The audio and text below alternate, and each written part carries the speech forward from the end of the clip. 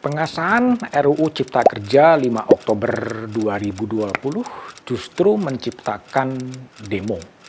Demo yang menolak substansi dari RUU Cipta Kerja. Ada demo buruh, demo aktivis LSM, protes-protes dari perguruan tinggi. Ada yang kontra, tapi tentunya juga ada yang pro, terutama dari kalangan pengusaha. Pengesahan RUU Cipta Kerja itu tidak bulat. Musyawarah mufakat gagal dicapai. Fraksi Partai Demokrat dan fraksi PKS menolak substansi dari RUU Cipta Kerja. Bahkan Partai Demokrat memutuskan walk out ketika pengambilan keputusan.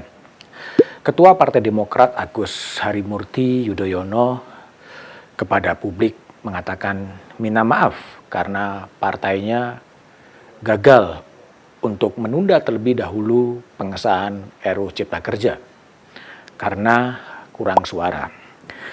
Peta politik di DPR memang tidak menguntungkan. Dengan 9 partai politik dan hampir 85% kursi di parlemen, peta politik memang berada dalam koalisi pendukung pemerintahan Presiden Jokowi. Sehingga secara matematik politik, segala agenda politik dari pemerintah sejauh yang didukung oleh partai koalisinya akan bisa menjadi kenyataan.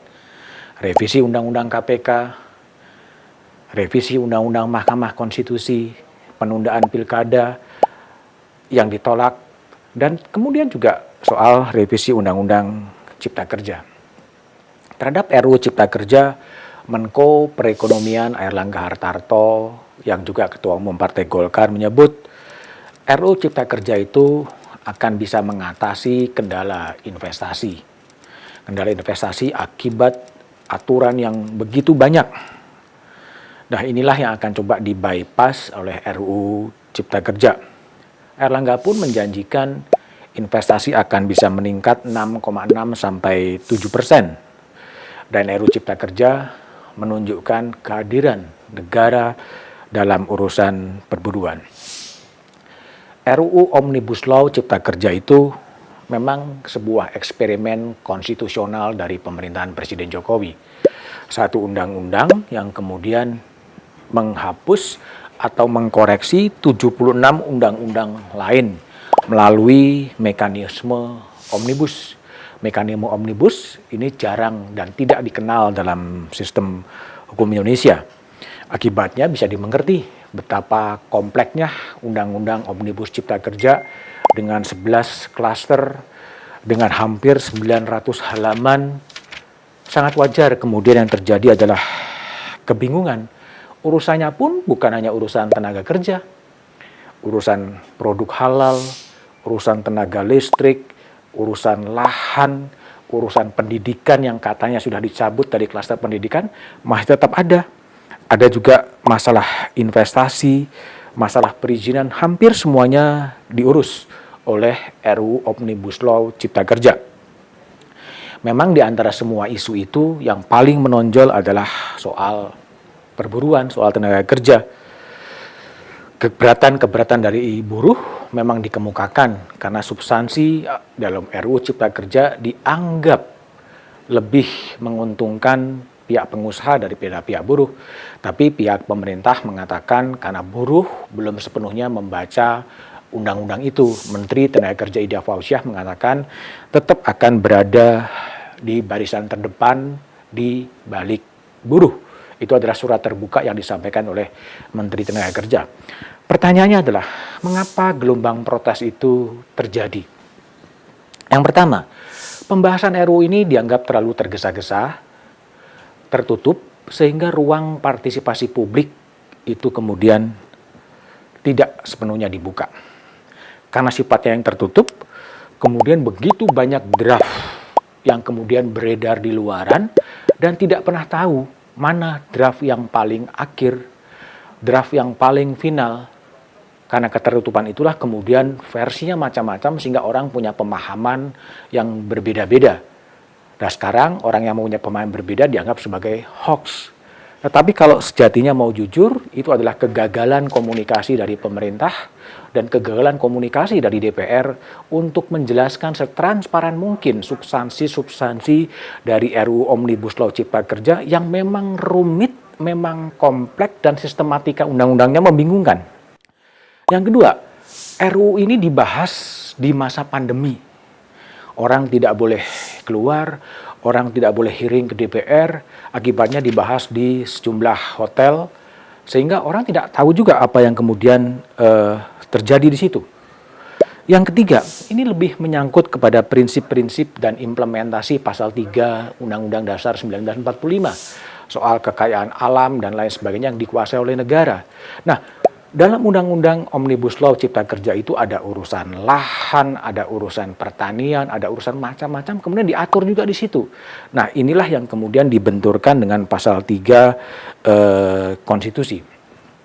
Yang keempat, secara substansi, RUU Cipta Kerja memang multitafsir. Banyak pasal-pasal yang bisa ditafsirkan oleh banyak orang. Nah, inilah kelemahan dari undang-undang itu. Pada satu sisi buruh merasa dirugikan dengan tafsir dalam Undang-Undang Cipta Kerja dibandingkan dengan Undang-Undang Nomor 13. Tapi pada sisi lain pemerintah mengatakan justru kami hadir membela buruh. Itu sebetulnya menunjukkan posisi politik itu menunjukkan di mana Anda berada. Nah, inilah akan menentukan bagaimana posisi politik orang terhadap pasal demi pasal itu sendiri.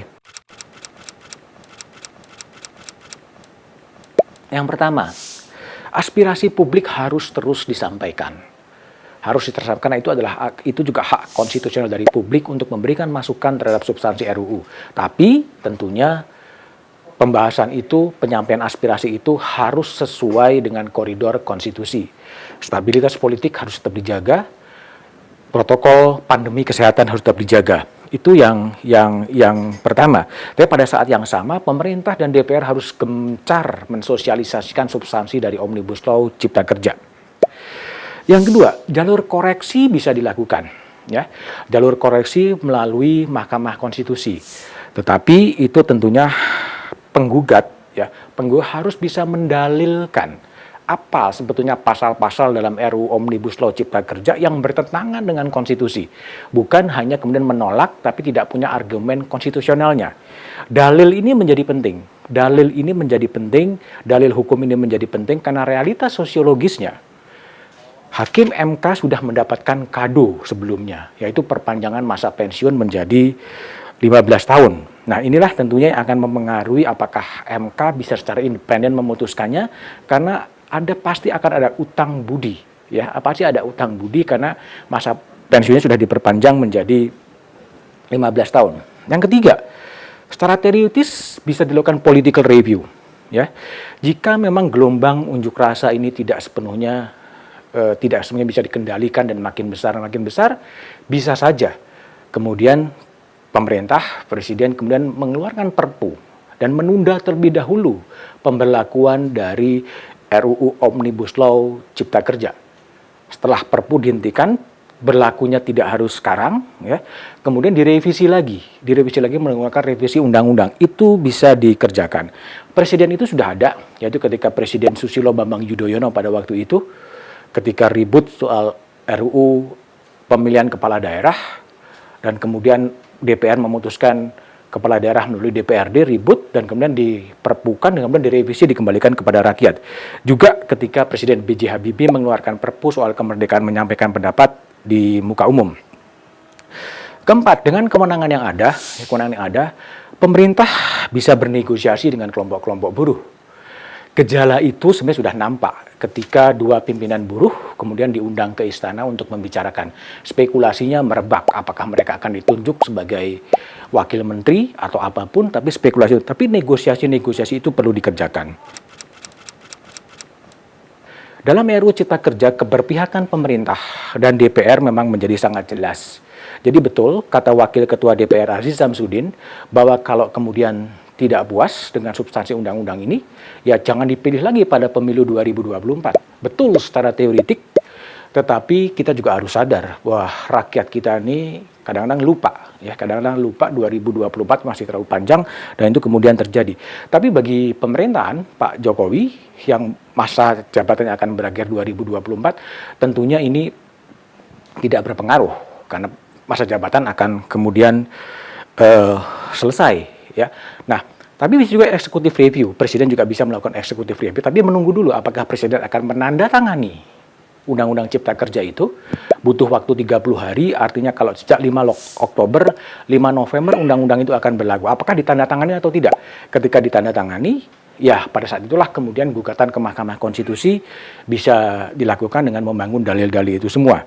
Inilah sebetulnya masalah, tapi juga ini akan menentukan sebuah pertaruhan politik. Bagi pemerintah, legitimasi pemerintah itu akan bisa meningkat dengan pesat, dan RUU Omnibus Law itu akan bisa menjadi legacy bagi Presiden Jokowi, bagi pemerintahan Presiden. Kalau kemudian investasi meningkat, pandemi kemudian terkendali, dan kemudian buruh kemudian sejahtera. Tapi kalau kemudian yang terjadi adalah sebaliknya kondisinya makin tidak terkontrol, ya kemudian sejarahlah yang kemudian juga akan mencatat bahwa RUU Omnibus Law sebagai eksperimen demokrasi itu kemudian tidak sesuai dengan ekspektasinya. Tapi apapun itu, janganlah pernah lelah untuk mencintai Indonesia.